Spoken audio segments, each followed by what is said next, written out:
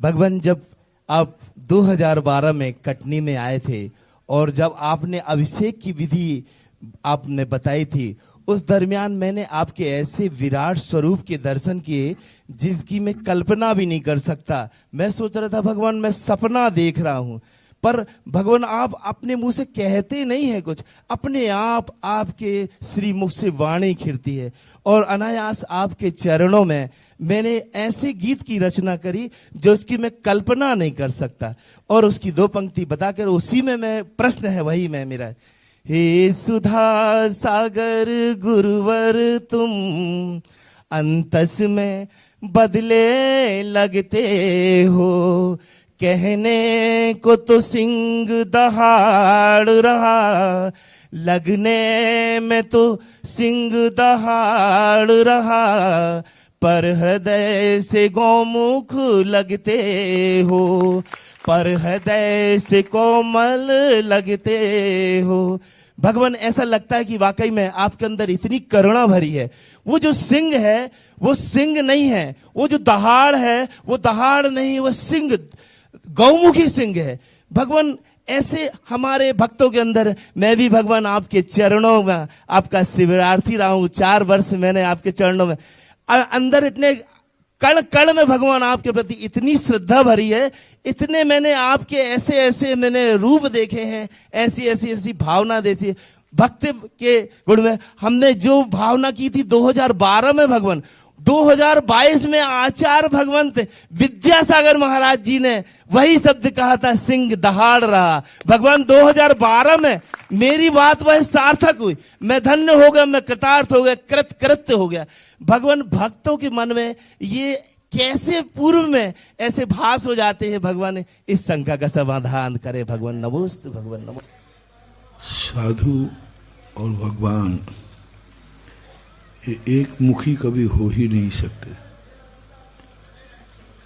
साधु की वह मुद्रा उस फोटो के समान होती है, जिन पे कुछ फोटो ऐसी होती हैं किसी भी एंगल से देखो वो दिखती है कि वो मेरी तरफ देख रही। सभी फोटो नहीं, कुछ फोटो के एंगल ऐसे बन जाते हैं, कहीं से भी देखोगे तो ऐसा लगता है कि वो मेरी तरफ देख रही। इसी प्रकार साधुओं का और भगवानों का वो हो रहा होता है कि जिस दृष्टि से अपन देखते हैं उनका वही रूप दिखता है, वो रूप उनमें होता है, वो रूप उनमें होता है। और वो रूप को देखने के लिए जब अपनी दृष्टि बदलती है वो दिख जाता है। जैसे भगवान के 1008 रूप होते हैं, जब उनका रूप हम जो रूप देखना चाहते हैं वह रूप दिखता है। मैं भगवानों के कई रूपों में देखता हूँ। जब मैं सहस्र नाम का चिंतन करता हूँ, जब कभी मन होता है कि भगवान आज मुझे आपका इस रूप में दर्शन चाहिए, मैं उसी रूप का ध्यान करता हूँ और भगवान उसी रूप में दिखते हैं। कुंडलपुर के बड़े बाबा के शरणों में मैं एक बार 2.5 महीने लगभग रहा, गर्मी में 2012 में, 11-12 सन जो भी हो। उस समय मैंने भगवान के न जाने कितने रूप देखे। प्रतिदिन मैं कोई कामना लेके जाता था कि आज भगवान इस रूप में देखेंगे, जो रूप आपका शास्त्रों में कहा है वो रूप मुझे देखना है। तो वह उसी रूप में दिखते हैं।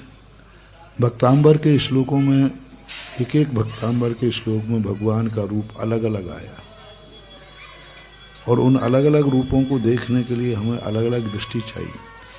और जब हम जिस रूप में देखते हैं अपने गुरु को, अपने भगवान को, एनर्जी भी उसी रूप में मिलती है।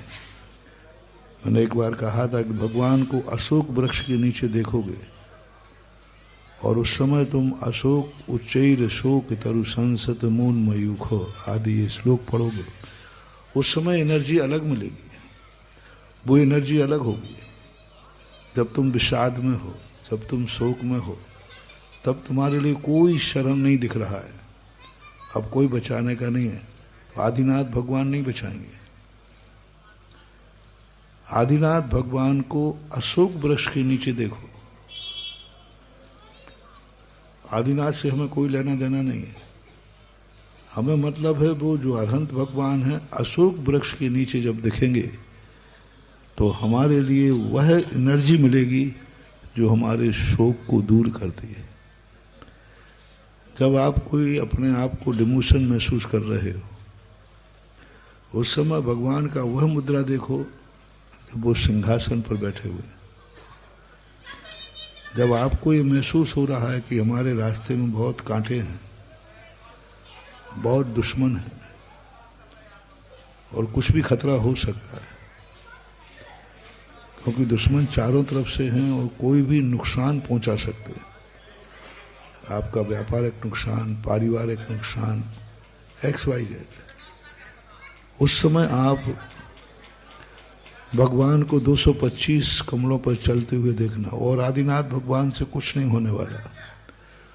उस समय जब आपके दुश्मन चारों तरफ आ रहे हो, उन्नेन्द्र हेम नव पंकज पुंज कांति पर यूल सन्नख मयूख शिखाभरामो पादौ पदानि तव यत्र जिनेन्द्र धत्ता पद्मानि तत्र विबुधा। बस आप उस प्रकार का चिंतन करिए। भगवान चल रहे हैं, 225 कमल बिछे हैं। आप 10 मिनट ही चिंतन कर लीजिए, 9 बार इस श्लोक को अच्छी श्रद्धा से पढ़ लीजिए। आप चमत्कार देखोगे। जो तुम्हारा दुश्मन था वो या तो जय जिनेन्द्र कर लेगा या फिर साइड से निकल जाएगा। ये जब शास्त्रों में वर्णन है, इनको पढ़ो मत, इनको जियो, आत्मा की पर्याय बनाओ। ये हमारे लिए लिखे हैं। भगवानों के जो रूप बताएगा ये सब हमारे लिए लिखे हैं। एक ही रूप में मत देखो, एक ही दृष्टि से मत देखो कि अनंत भगवान हैं। उनके अनंत अनंत रूप हैं। वैष्णव दर्शन में बहुत अच्छी एक बात कही, हरि अनंत हरि कथा अनंता। बड़ा इसमें बड़ा रहस्य है। हरि अनंत कथा अनंत। क्या बात हो गई? हरि एक है, मान लो अनंत रूप है, लेकिन उसके गुण अनंत। कितना विराट दृष्टिकोण से। अब एक समय भगवान का जब मूर्ति का दर्शन करते हैं आप लोग मंदिरों में, कितने लोग कितनी भावना से देख रहे हैं। सबकी भावना एक सी है क्या? लेकिन सबको अलग अलग एनर्जी मिल रही कि नहीं? ये भगवान के रूप होते हैं, महान आत्माओं में रूप होते हैं। चाहे गुरु हो, चाहे भगवान हो, चाहे मंत्र हो, चाहे भगवान का नाम हो, वही नाम ना जाने कितनी कितनी भावनाओं से जपते हैं। तो ये सब होते हैं, इनको जीना है। भक्तांबर पढ़ने की अपेक्षा भक्तांबर जियो। और भक्तांबर में एक एक चीज में भगवान का बिल्कुल अलग अलग रूप बना दिया, रूप ही बदल दिया उन्होंने। ऐसा गुरुदेव, आपके माध्यम से आज हमें एक और मंत्र मिल गया। किसी के लिए आप गौ हैं, किसी के लिए सिंह हैं, पर हम सब भक्तों के लिए तो आप भगवान के समान हैं। हम सब भक्तों के लिए तो आप सिंह हैं। गुरुदेव, आज आपने एक शत्रु की शत्रुता मिटाकर वो भी हमारे पक्ष में आकर मित्रवत काम करने लगे, इसके लिए आपने गुरुदेव बहुत अच्छा हम लोगों को मंत्र दिया है। रोज